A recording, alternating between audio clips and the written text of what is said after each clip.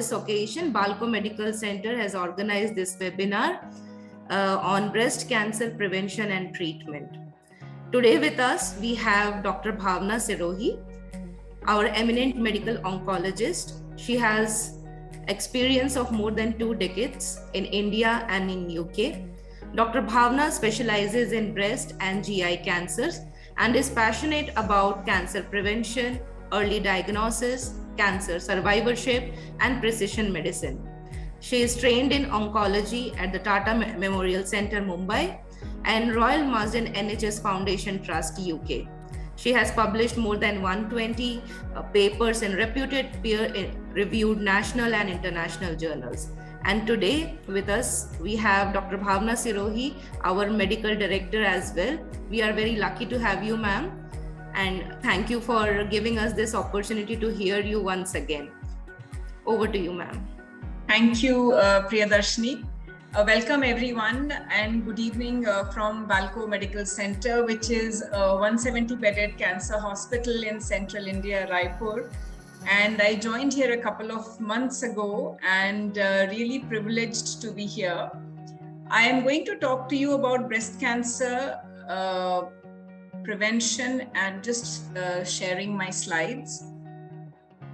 So I have no disclosures to make. One second, I'll just make it into a height presenter view. Great, thank you. So no disclosures. Cancer is something I think all of us will have to deal with in our lifetimes. 1 in 2 or 1 in 4 of us is going to get it. If you Google cancer, almost you get 61.3 crore hits in 1/5 of a second. I know some of you are joining a cancer webinar for the first time. So what is cancer? I mean, your body is made up of trillions of cells. They say about 30 to 40 trillion. And all of these cells do different jobs and behave in different ways. Usually cells divide in a very controlled fashion. So 1 cell becomes 2, 2 becomes 4. Cancer happens when they start dividing in an uncontrolled fashion. And the 2 main reasons for that are usually genes and environment. I'll just talk for half an hour, 35 minutes, and then we'll have a question and answer session for those of you who joined. So cancer happens when an unhealthy cell is there and divides and grows faster than the healthy cells. And without treatment, the number of unhealthy cells or naughty cells grow and can spread to other parts of the body.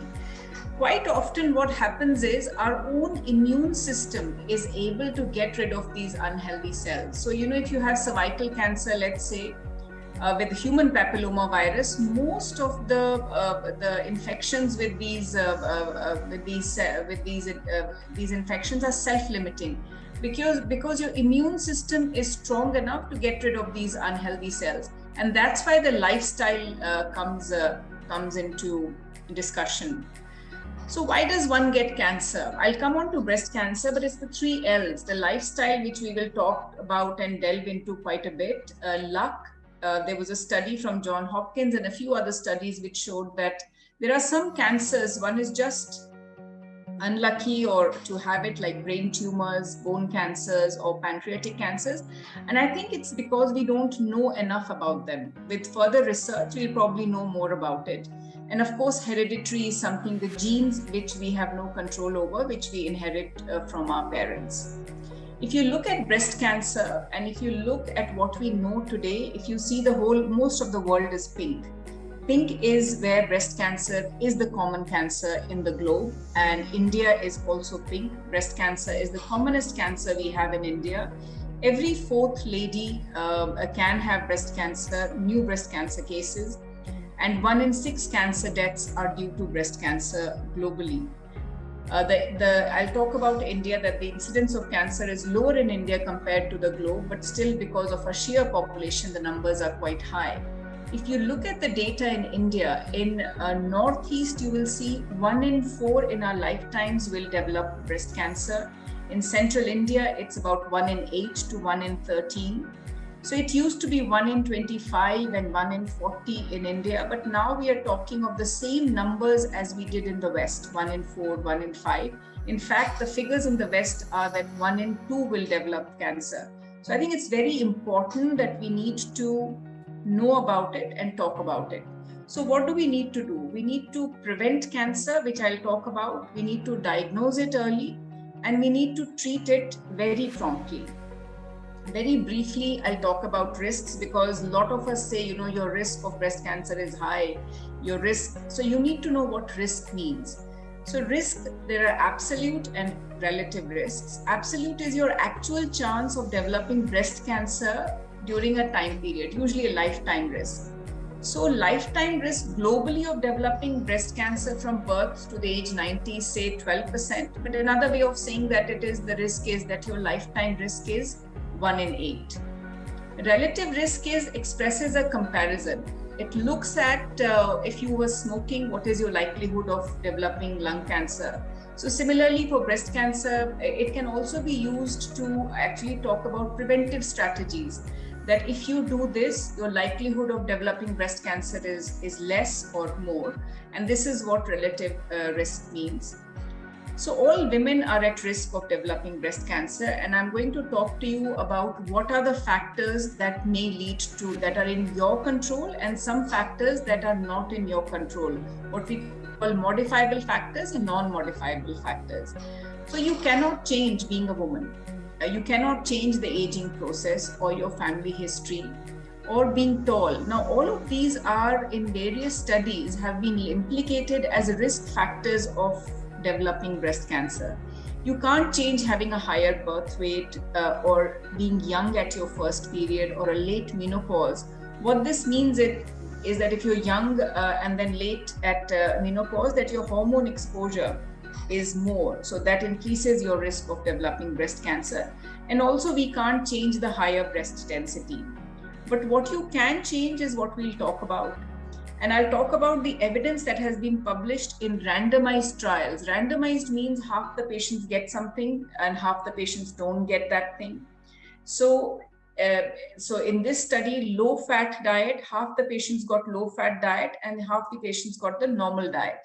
And what these 3 studies showed, that if you had a low-fat diet, there was a 10% reduced risk of you developing breast cancer.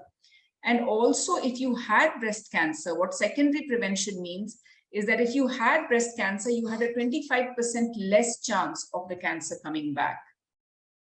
Low GI diet. This was published this year, and I remember it was presented at one of the big breast cancer meetings in San Antonio 2 years ago. So it talks about glycemic index. Glycemic index diet is to eat carbohydrate containing foods that are less likely to cause sharp increases in sugar levels. So what this study showed, that if you have a low GI diet, low glycemic index diet, your likelihood of developing premenopausal or postmenopausal breast cancer, more effect towards postmenopausal breast cancer, is significantly lower. And I think we are very lucky in India that we do have a low GI diet with green leafy vegetables, a lot of fruits and veggies and beans and lentils and whole grains. So please keep doing that. Exercise, again, even if you move a little bit, your risk of developing breast cancer goes down. WHO recommends 30 minutes of active exercise where you actually sweat and your heart rate goes up. If you do that, your risk of developing breast cancer goes down by 25 to 40%. And the benefit is greatest in thinner women. Just because you are thin doesn't mean you shouldn't exercise. You must exercise, because when you exercise, you produce different kind of hormones, and it also boosts your immune system, helps in diabetes and cardiovascular diseases as well. So is sitting the new smoking? I won't talk too much about it because it's a lecture in itself. So sitting is not good. You must get up every 30 minutes, because if you sit, your risk of developing for long periods, your risk of developing breast cancer also increases. So I think it's very important that we remain active. A lot of us, including me, we have sedentary jobs. So put an alarm on your phone every half an hour, try and move about a little bit so that you're not sitting for long periods of time. Any amount of alcohol is bad. There's a 10% increase in risk for breast cancer for every drink per day. Yes, we say that red wine is good or that wine is good, but most of the studies point towards that any amount of alcohol is bad. Hormone replacement therapy. Again, these two beautiful studies showed that if you take hormone replacement therapy, your risk, the hormone replacement therapy in the olden days used to be estrogen and progesterone pill. So if you take the combined pill, the risk of you developing breast cancer is high. But if you take the estrogen alone pill, then the risk of developing breast cancer goes down by 23%. So please discuss with your gynecologist what type of pill you need to take and for how long you need to take it. And this also applies for the oral contraceptive pill. This is a very simple thing, which we can do in daily life, having dinner or supper early. And if you have a long interval, at least 2 hours between your dinner and sleep, your risk of breast cancer goes down by 20%. And if you do both, then your risk goes down by 25%. So I think this is something which we can easily inculcate in our daily lifestyle. And this was a huge study that was done in Spain in thousands of people. So for preventing cancer, you need to, these are the ABCDFs, avoid tobacco, alcohol, sun exposure, not directly for breast cancer, but for skin cancer, pill and hormone replacement therapy, processed food, supplements, and sugar. Sugar is allowed because most of the stuff we eat does get turned into glucose in our body. So 30 grams of sugar is allowed. So sugar is directly related to weight gain. That's why it's part of your preventive strategy to decrease the amount of sugar. B is for be vaccinated against HPV, Hep B, but mainly for us today, be breast aware, breastfeed for at least 6 months if you have had a child. C is calm compliance, that yoga, meditation, stress-free life does help with everything, including breast cancer and heart. Vitamin D, check your vitamin D levels, because there is some evidence to show that vitamin D appears to help breast cells grow normally. So, and most of us are deficient in vitamin D. So get your vitamin D levels checked as well. Diet, we've already spoken about. Try and have a balanced diet, which has more of fruits and vegetables, so that you get your vitamins, proteins, and carbohydrates in a balanced manner. Eat local, whatever is grown locally. Exercise. For E, F for family history. You should know what your family history is, what your mother, grandmother, what your members in your family, if they have passed away, what did they have cancer, and if they had cancer, what age they developed cancer, because that may define when you should start getting yourself checked up. S, I think I put sleep, sweat, stretch, stuff less, eat less. And sleep we've already spoken about. Screening is something which I'll briefly touch upon. Genetic testing, like I said, know your family history. But if anybody wants to ask me later, not everybody needs to undergo genetic testing.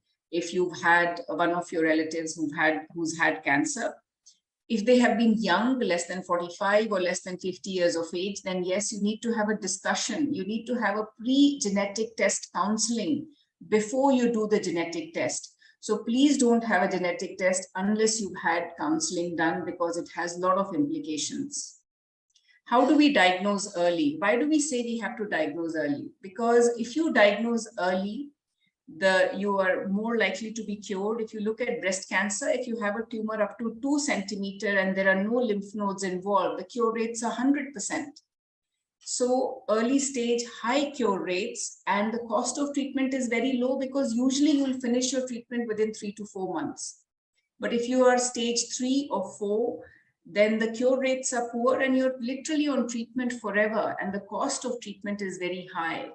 I was checking at Balco Medical Center. We have 14% of our patients are diagnosed with breast cancer. Head and neck is our commonest cancer, and 80% patients come with stage 3 and 4 cancer. So I think as a country, not just here in Raipur, we have to change the dynamics. We have to try and move towards stage 0 and stage 1. So what screening methods can you do? Clinical breast exam, very easy, by a trained professional, can be done. I'll talk about it. Mammography for average risk women. By that, I mean all of us have a risk of developing breast cancer being women. So that's average risk. So if you're more than 50 years of age, you should have an X-ray of the breast every 1 or 2 years. So in some countries, they do it every year. In UK, they do it every 2 years. So whatever suits you, but at least once every 2 years, you must have it. So tomosynthesis for younger women, MRI should not be done routinely, but yes, we do consider it in some patients and we can talk about it. Ultrasound also can be considered in some women. Breast self-exam, again, you need to know what is normal for you. So this screening, I think with VANS, it should not be done indiscriminately for women above 50. This is something I try and do in villages. In UK, when screening was introduced in late 80s, you can see that the breast cancer related deaths, the curve started diverging. The number of cancers went up, but the ladies who died of breast cancer went down. So it does actually save lives.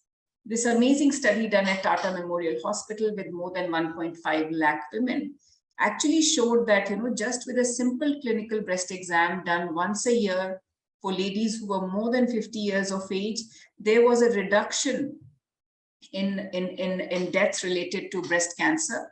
And for a country like ours, I think this is fantastic because this is something which any trained professional can do, because a lot of our ladies may not have access to a mammogram. Very important, you need to know what is normal for you. So you should stand in front of a mirror and look at the symmetry of your breasts, look at the nipple, look at the shape, size, contour, see if the nipple is inverted. You should know what changes to look for. If you put this on Google, you will get lots of ways as to how you should self-examine.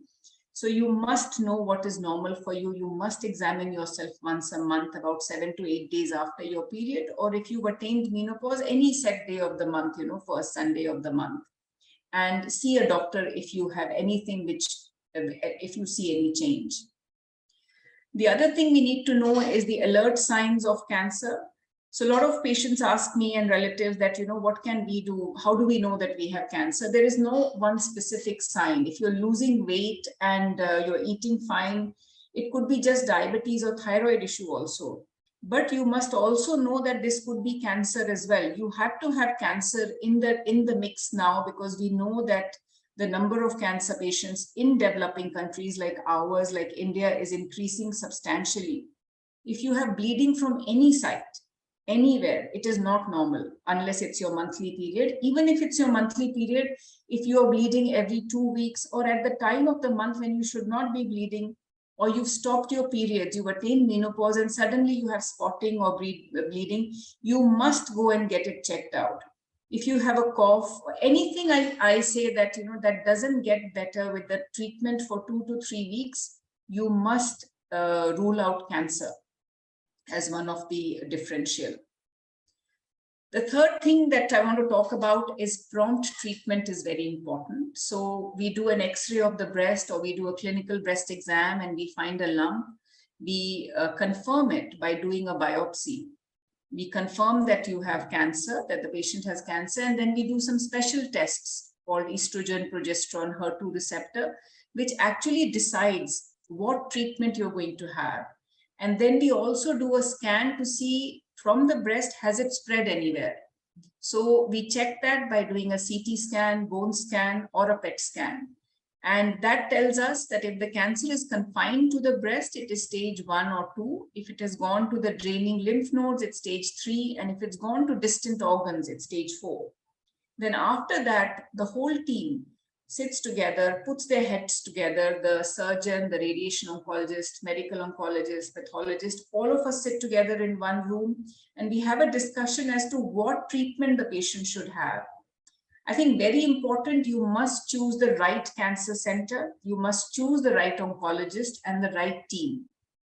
There is no rush when you're diagnosed with breast cancer to have surgery done immediately, get admitted. One should actually remove the fear or the stigma attached to cancer. You have enough time to take a second opinion or a third opinion. When you go and buy a sari, you go and see at least 5 shops. So there is nothing wrong. You must not feel guilty if you want to see another doctor. You must connect with the doctor, because I feel the relationship between a cancer patient and an oncologist is for life. So it's like a marriage. So, you have to be able to do something which I always say, shared decision making. you have to be the partner in the decisions that are being made for you. Whether you want to have breast conserving surgery, whether you want to have a removal of breast, or whether you want to have breast reconstruction, all of these options must be discussed in detail. And it doesn't happen in one visit. It takes actually 2-3 visits before you actually come to a decision about your treatment. So don't be in a rush to get admitted the same day when you're diagnosed with cancer. You have enough time. You have enough time, a week, even 10 days, to get the right opinion before you start treatment, because once you start treatment, you can't go back. So various modalities of treatment that we have, which have actually helped us increase cure rates to 90%, 95% as well in some patients. 100% literally if it's stage 1, 98 to 100% I would say, is surgery and radiotherapy, which actually cured 9 out of 10 patients. So make sure you find the right surgeon who's a breast surgeon, breast cancer surgeon, and knows how to address the lymph nodes under your arm as well. We have enough trained breast surgeons in the country now. And even if you have to travel, you must, because I think the surgery done right is very important. Radiotherapy, hormone therapy, chemotherapy, these are all medical treatments. Immunotherapy works with your own immune system. Targeted treatment. We also have bone modifying agents which help us increase the cure rates by adding another 2% to the cure rates. And of course, this word is given integrative oncology. In fact, I prescribe weight-bearing exercises and diet to my patients because I feel that decreases your risk of cancer coming back by 20 to 25% sometimes. So I think it should be given as a prescription. And of course, complementary and alternative medicines are something which we should not discount. I think we should discuss it rather than doing it on the side, because I myself would suggest that, acupuncture sometimes is very good for hot flushes. So one should actually have a discussion with the oncologist about these as well. 21st century radiotherapy is very safe. I just wanted to show you that, simple technique. Now that we've become so good at curing breast cancer, we are trying to de-escalate care without compromising outcomes. So chemotherapy, which used to be 6 months, has become 3 months. Targeted treatment, which we used to give for 12 months, now we give for 6 months. Simple thing like deep inspiration, breath holding. If you see the heart, when you expire and during expiration, and then when you do deep inspiration, the heart moves away from the chest wall. And that is when, if you do the radiation beam therapy, you actually avoid the dose to the heart with radiation. And so during patients who are having chemo with me so I actually try and do pranayama with them, get them to learn pranayama, because pranayama actually teaches you deep inspiration, breath holding, by holding your breath for at least 30 seconds. Lot of myths. I want you all, there is about 140 of you here today, to talk about cancer. Don't hesitate. In India, what we do is we do not want to even say the word breast. It is just too private. One of the biggest taboos is you don't want to talk about it, because unless you talk about it, how will you get the tests done? Make sure yourself, your mother, your grandmother, your daughter gets these tests done at the right time. Cancer fear and fatalism are more prevalent among ethnic minority. By ethnic minority, I mean Asians and Afro-Caribbean population. The study was done and published. So I think we need to dispel this completely. It is not contagious. You can hug your child, you can hug your grandmother, you can sleep with your child. So I think these are things which I keep getting asked quite a lot. A black colored bra, a deodorant, milk, microwave, none of these increase your risk for breast cancer. And if you have more questions, I can talk about it.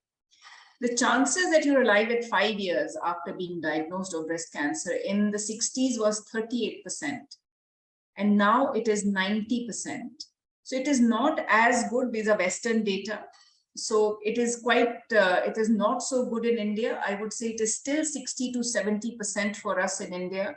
And that is because we are diagnosing the cancers very late stages.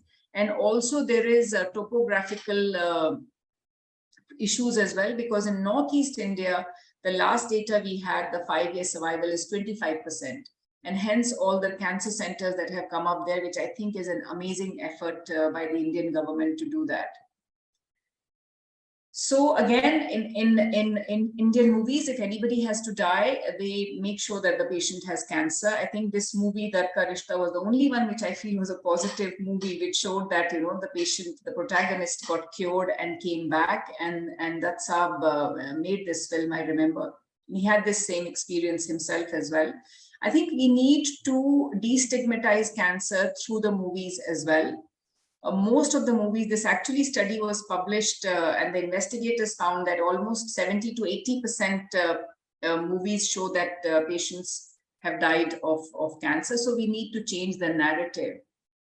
The perception of the public is that, you know, cancer is incurable. Most patients say that, you know, you've given us a death sentence and, you know, it's like a bomb has gone in our family, what will happen? But I think the oncologist's view is we want to cure patients or turn it into a chronic illness. This support group meeting we did with Ashish and Dr. Ashish from CMC Vellore, and I remember from VG, who runs this amazing foundation where, you know, the patient support group meetings is when we hear the real stories, when, you know, a patient who's going through the treatment meets a patient who's actually finished the treatment 5 years down the line, or sometimes 10 years down the line. And for that patient who is supported, who's going through the treatment today, it actually makes it means a lot and makes a huge lot of difference as well. So I think in summary, I'd like to say that you need to prioritize your and your family's health, take charge of it, and be proactive in doing the lifestyle modifications that we have discussed, the ABCDEFs, which are completely in your control, and talk about cancer positively. And these slides are, I mean, you don't have to be an oncologist to talk about what I have talked about. You're most welcome if anybody wants these slides to educate others or talk in schools or talk in resident welfare associations. You're most welcome to take them, and Priyadarshini will be very happy to email them to you and use them. Just, you know, talk about it and get screened. I feel that this is something which we know. There are some tests for breast cancer. It's a mammogram or a clinical breast exam. Or for colon cancer, it's a stool occult blood test. For cervical cancer, it's either a visual examination or by acetic acid or a pap smear or a HPV DNA. These are the three cancers where we know that we can diagnose at stage 0. Stage 0 means a precancerous stage, before it becomes cancer. For an adenoma in the colon to become cancer takes almost 10 years. So if you can diagnose it early by annual stool occult blood test, the adenomas can bleed, and that's what you can check in the stool occult blood test. So you can diagnose it before it becomes cancer. Similarly, with mammogram, you can diagnose a ductal carcinoma in situ, DCIS, which is actually not cancer, but you can actually treat it at the precancerous stage. For cervical cancer, you can do cervical intraepithelial neoplasia, which is before it turns cancer. And it goes through 3 stages, 1, 2, 3, before it becomes cancer.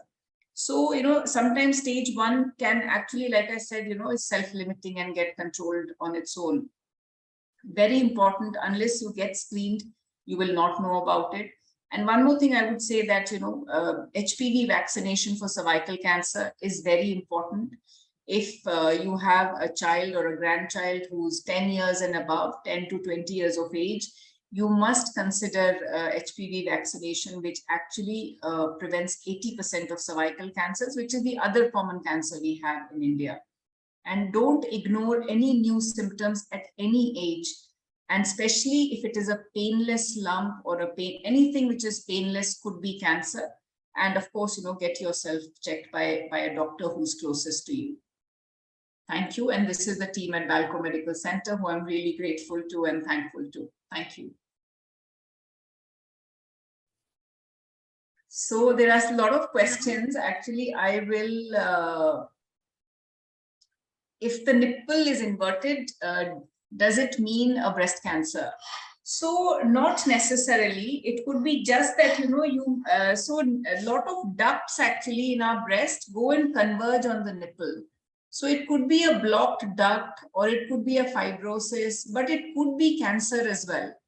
So you must get it checked out if one nipple is inverted and the other is not. And ideally, if you are at the right age, you should have a mammogram, clinical exam, or an ultrasound. But please see somebody if you have an inverted nipple. I feel we should arrange some setup for clinical examination to check breast health. I absolutely agree that, and the Indian government has started this in a few years ago, that all women above the age of 30 years can go to their community health center or a primary health center and get breast, head and neck, and cervix examined. But it is not being done, I know, because I visit quite a few CHCs in a coordinated manner. What we do at Balco Medical Center is through the Mr. Anil Agarwal Foundation, we have this amazing setup of Nand Ghars, almost 3,000 all over the country in 12 states. So we just recently did a camp where we screened 80 women, and it's mainly clinical screening only. And we found 2 suspicious lumps. And so I think we plan to do it through the Nand Ghars, at least in Chhattisgarh, and hopefully we'll expand down the line as well.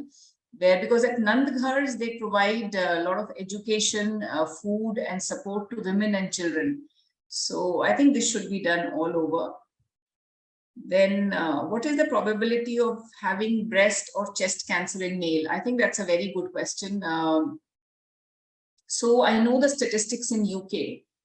In a year, we would see about 700 to 800 men with breast cancer. And so breast cancer in men is uncommon, but it can happen, and it is usually has a genetic basis. So in the family, there would be a history of either prostate cancer or breast cancer, or a mother or father having had breast cancer. So if a male has breast cancer, we always do the genetic. That is one of the indications that we must do genetic testing. So even if you're a male and you have an asymmetrical breast, you must get that checked out.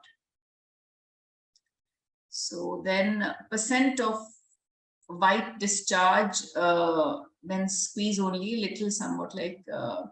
So I think discharge, you must see if it is blood stained. It could be possibility of a cancer, or it could be just something what we call duct ectasia.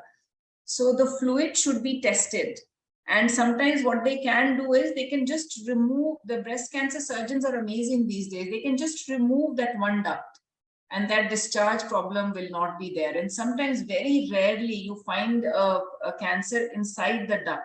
So that could be ductal carcinoma in situ, or it could be nothing, So I think it's better you get it checked out. How could I know that it's gland or tumor upon self-breast examination? I think a lot of us have what I call lumpy breasts when we are young, and it's usually is fibroadenosis or fibroadenoma.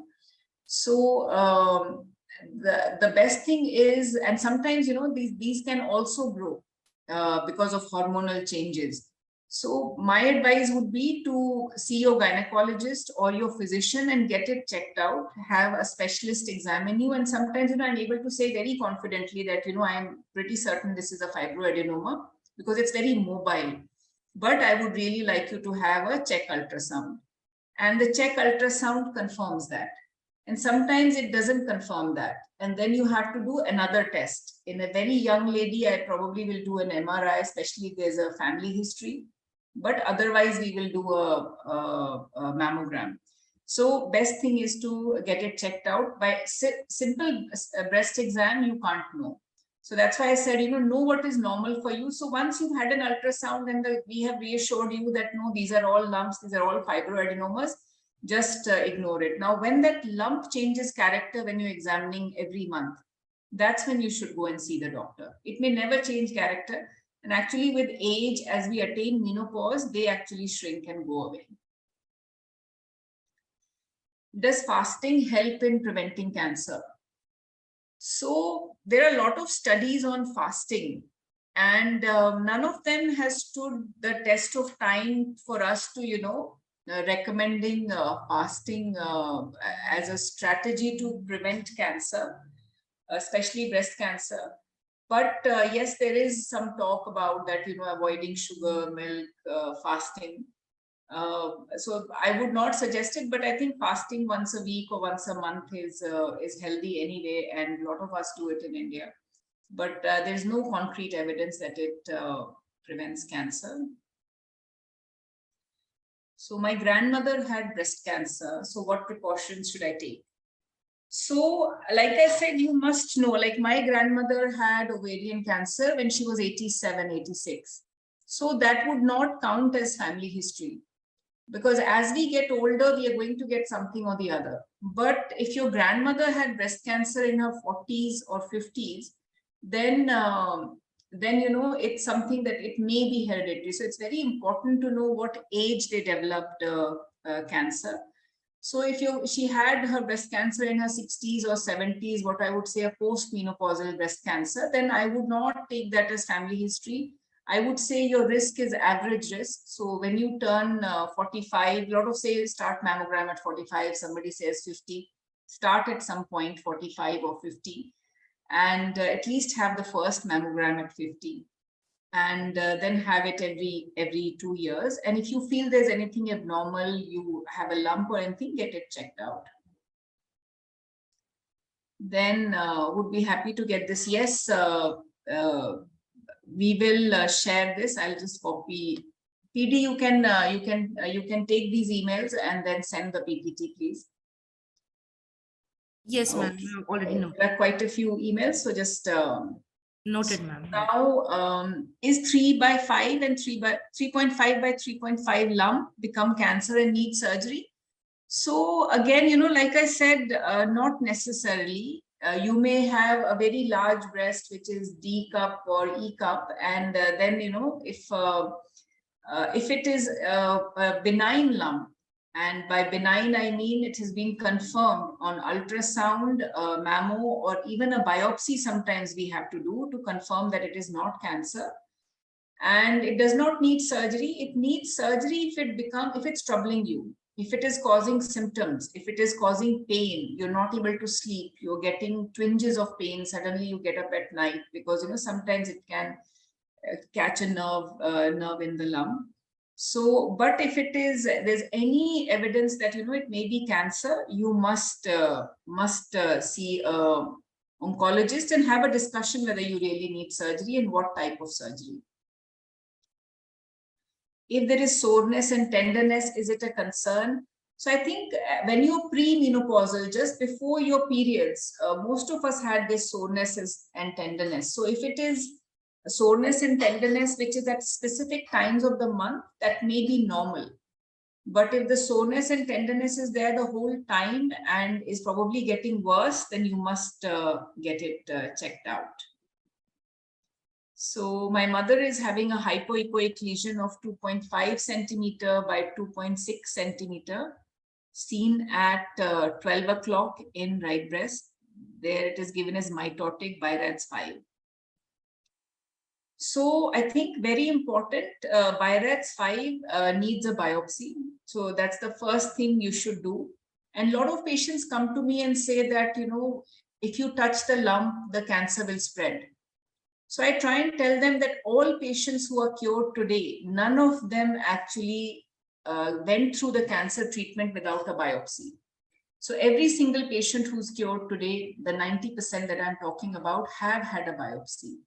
So without biopsy, we cannot move forward because we don't know what type of cancer you have. If you have a triple negative or a HER2 positive breast cancer, we may want to give you chemotherapy before and then do the surgery, because the results of the surgery will tell us what we need to give you post-surgery. So that's the reason why I have been able to increase the cure rates, because we are able to sequence these treatments. So you must, and for us to know whether your mother is curable, she will need a staging scan. My preference is to do a CT scan and a bone scan, but a PET scan is also fine, which is done. So that will tell you if it has spread anywhere or not. and then we can have the discussion about cure.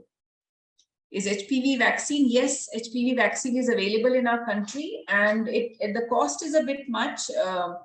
But we are coming up with the indigenous vaccine, which has been approved by DCGI in September, and I hear it is going to be launched in December, and that will cost about 200 to 400 rupees. Right now, it costs about 3,000 to 3,500 rupees.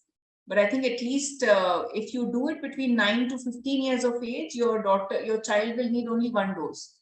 After that, you need 2 doses.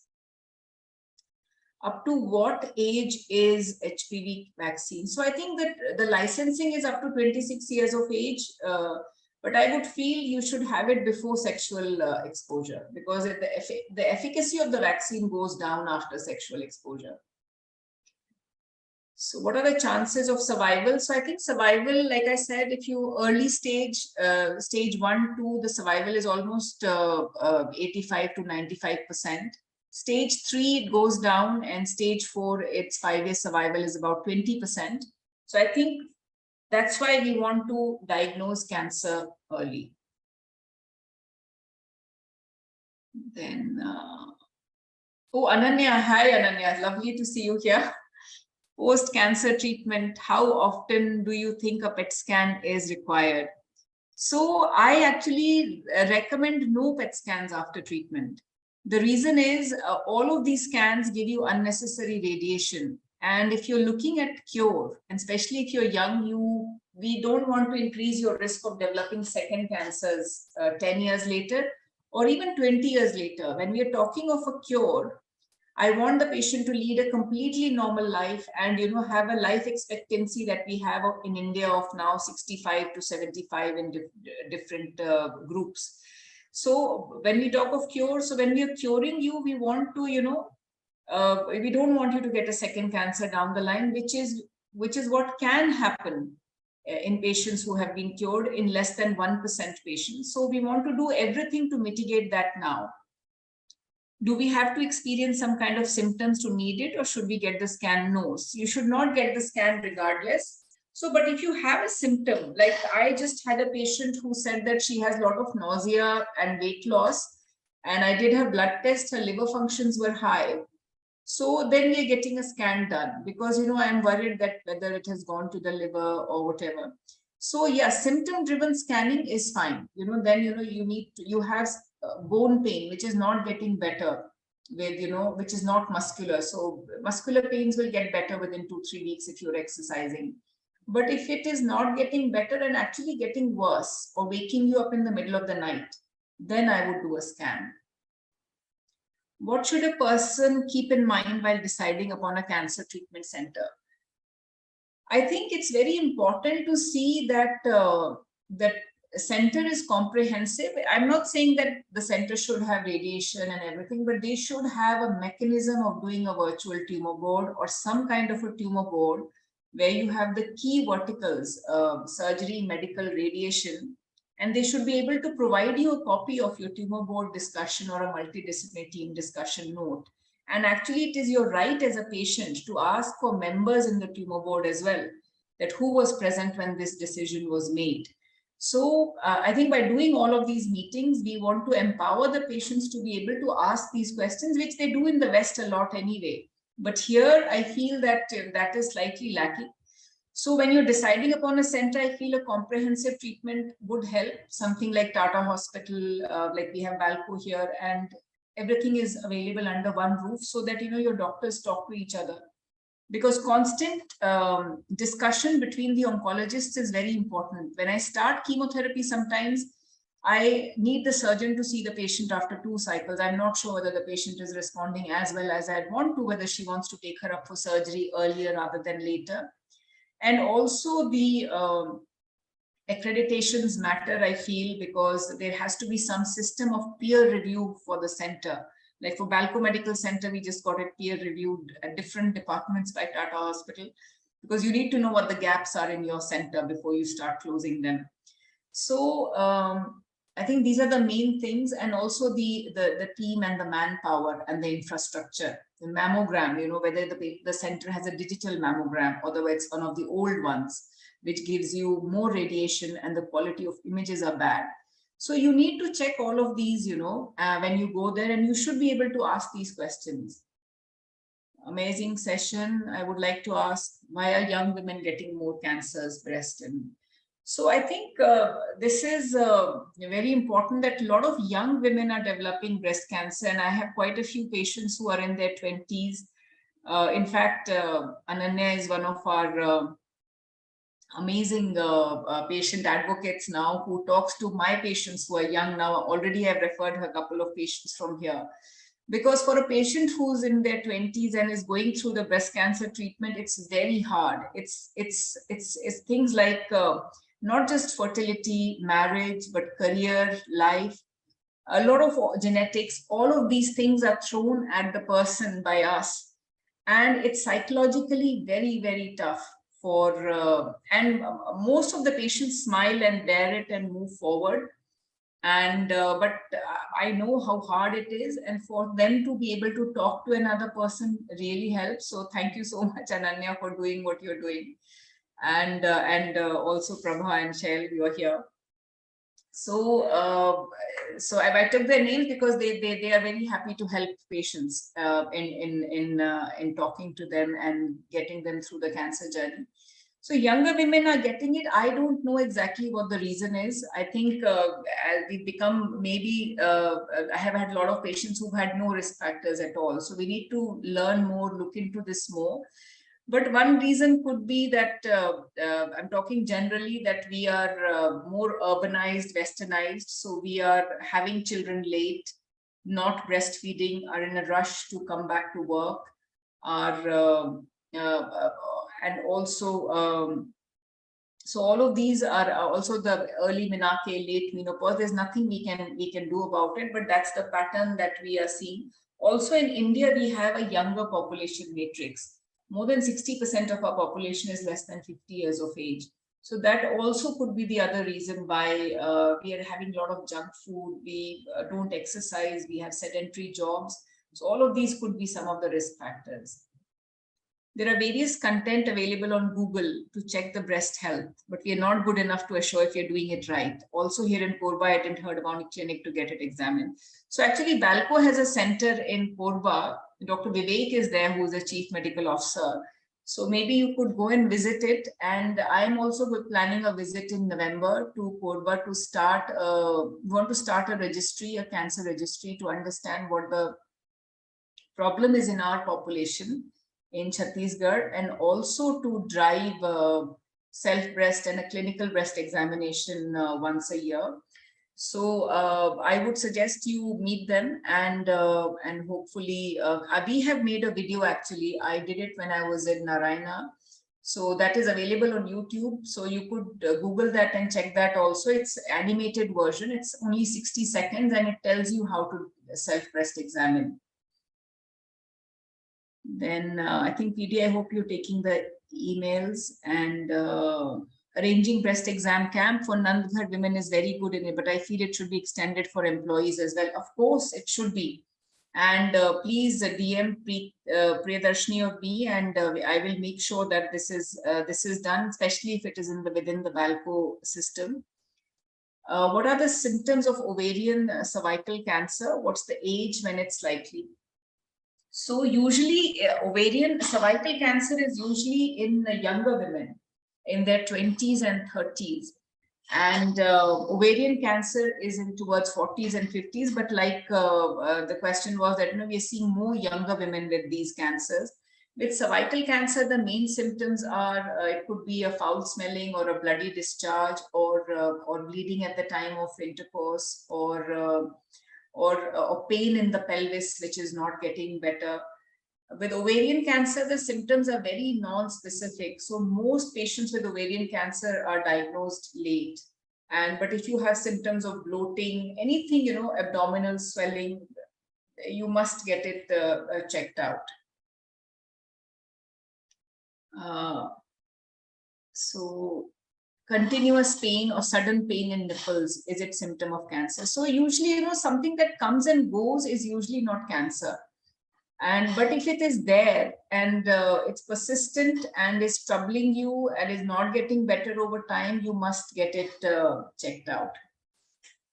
So for checking to have consult gynae or cancer center, please, I think you must go locally to whichever center is local to you, a local gynecologist, and ask them to do a breast exam and a cervical pap smear as well.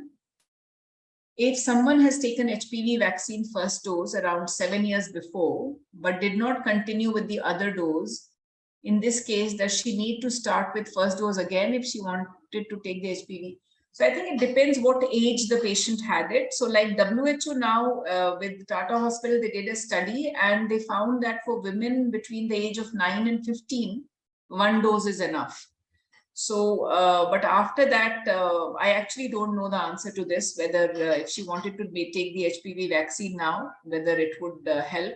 Ideally, you should give 0 months and 6 months. But I think if you've missed and if the age was more than 15, there is no harm in giving the dose now. So I would err on side of caution and give it. Does biopsy spread cancer? I have addressed that. Then my mother's maternal cousin sister. Mother's maternal, she's an unmarried woman. I had breast cancer at the age of 45. So should we all women from our family should get examined? So she is she is not your first degree or your second degree blood relative, because she's your maternal cousin, mother's maternal cousin. So I would not see that as a positive family history. But again, if you're worried, concerned, they have these lot of models, Bodesia models, and where they can put all the information and tell you your risk of breast cancer. But just by this, I don't think there is an increased risk.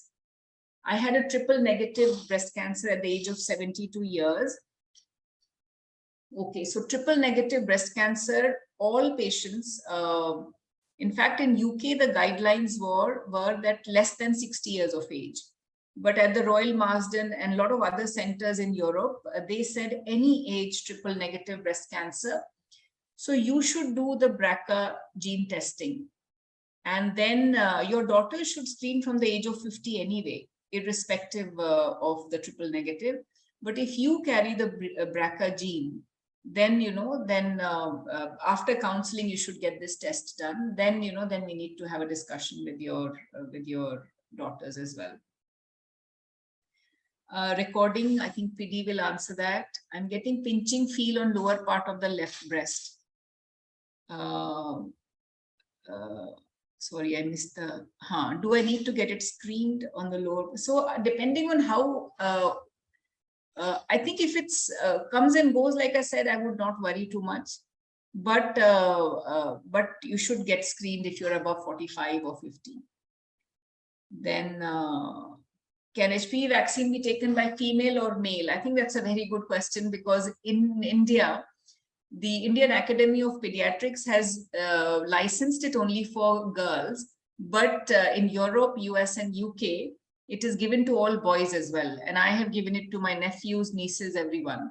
So, I mean, you can give it to your to boys as well, because it prevents head and neck cancer, oral cancer, penile cancer, in a lot of other cancers also it prevents.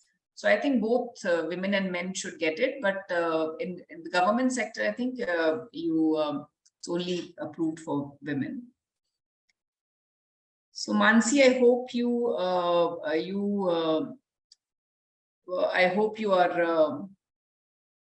I think we are reaching towards the end, and I am not able to. Can you see anything PDA that I've missed? I'm not able to put this on top. Not able to scroll up. No, ma'am, you covered mostly everything. Viji, you are here. Lovely to see you. Paget's disease, I think, is is something which is getting common, and I think it should be addressed. It should be addressed. We talk about Paget's disease of the bone, but there is Paget's disease of the nipple also, which we have, and it is not cancer. It is benign actually, and it is very, very, very, very rare. It can cause itching and like eczema-like changes in the skin. But one should get it checked out, because it can be a sign of breast cancer in the tissue behind the nipple. So it's important that it's checked out. And sometimes the surgeons feel that it's better to operate on it, because when you look into the tissue, you may rarely find some islands of cancer as well. So if you have itching around the nipple area or nipple is inverted, please get it checked out. And my mother had breast cancer. Is there any chance of it for me? So again, like I said, we've taken that. So can use of plastics and aluminium utensils cause cancer? So again, there's a lot of talk about this, but it has not stood the test of time. There's no study to show that it definitely causes cancer. But I think in one day you hear mobiles cause cancer. So everything, if you look at it that way, everything that we have within our environment has been implicated to cause cancer. So I think just being sensible is fine. I would not use plastics anyway, just for the green initiative.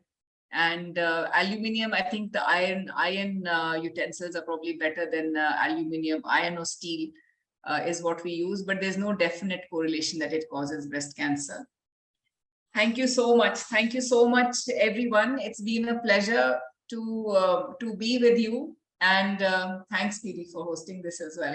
Thank you so much, ma'am. And thank you everyone for joining this session.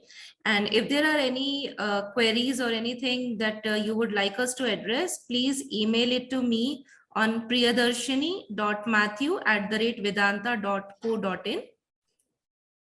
I'll be here to help you, and we have noted all the email IDs down, and we will be mailing it to you shortly. Thank you so much, everyone, for joining us today. Thank you so much. Bye-bye. Bye.